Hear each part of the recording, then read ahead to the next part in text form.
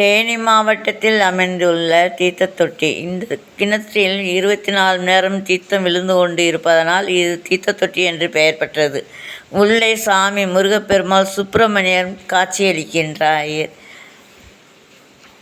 தேனி மாவட்டத்தில் அமைந்துள்ள தீர்த்தத்தொட்டி.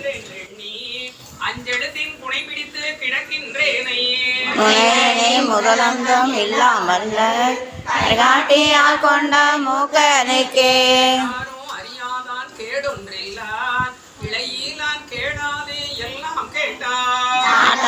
விளையக்கு நான தொல்லை நாயினை கம்சிக்கு நாயினக்கே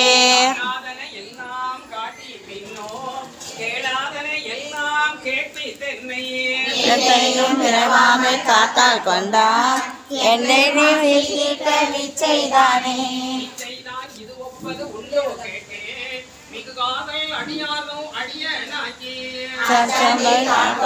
அமுதம் ஊரி